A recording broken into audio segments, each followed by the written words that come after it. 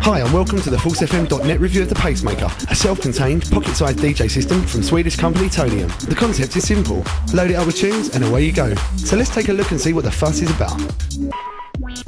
The first thing that strikes you about the Pacemaker is how well designed and presented the packaging is, making it a pleasure to remove each part from the box for the first time. Some serious thought has gone into the ownership experience here, making the device desirable, something Apple achieved with the iPod.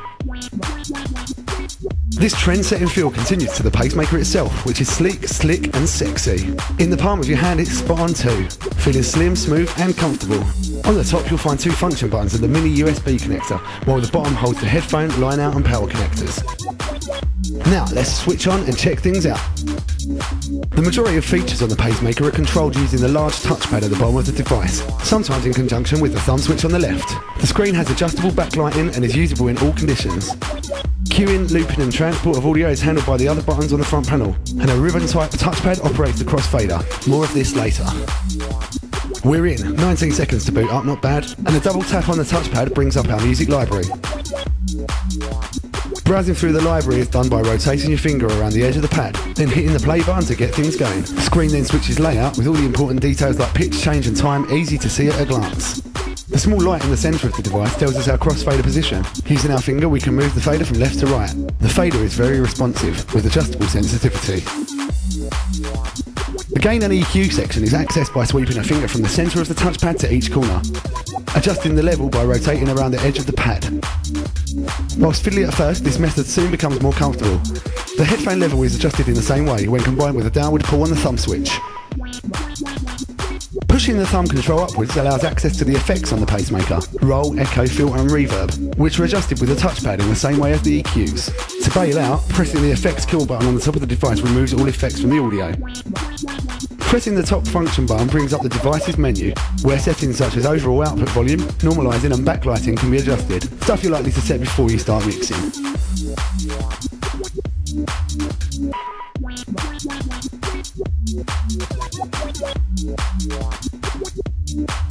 The two elongated buttons in the middle of the front panel control which deck you're operating, as the Pacemaker has two independent channels, each with its own gain, EQ and effects section. By pressing the corresponding button and loading a track into the spare deck, we can then cue, drop and mix it in with the crossfader. Pitch and tempo changes are made by the pad, with the useful tempo display making beat matching simple.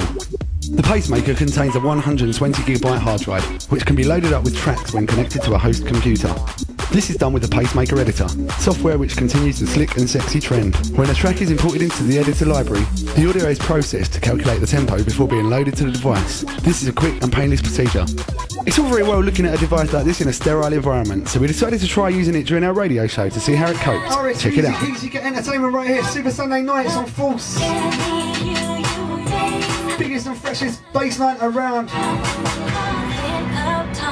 Number if you want to get in touch, 07840 443 969. We've got the Pacemaker device that we're reviewing this week. If you just tuned in, we've basically got this new device called a Pacemaker. It's got a 120GB hard drive. You basically load all your tunes on it and you can mix self-contained. It's got a little crossfader and everything built in.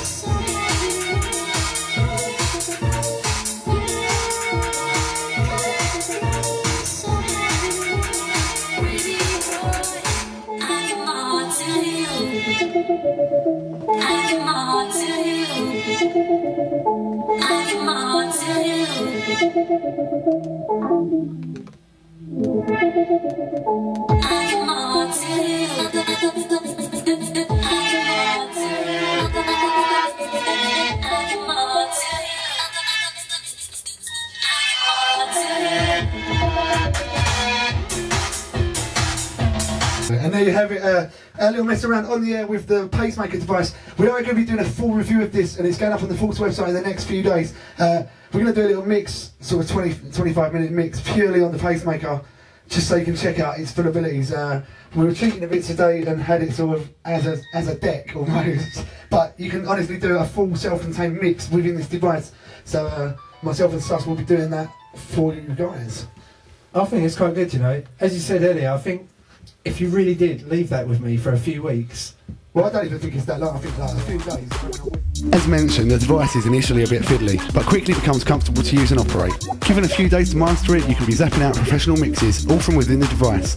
You can also record and upload mixes using the editor software. The website, pacemaker.net, has a thriving community, giving you a chance to get yourself heard. Whether just with headphones as a fun activity, or plugged into a mixer or computer as part of a larger setup, the Pacemaker is a sexy and well-built device that feels up to any challenge you might throw at it.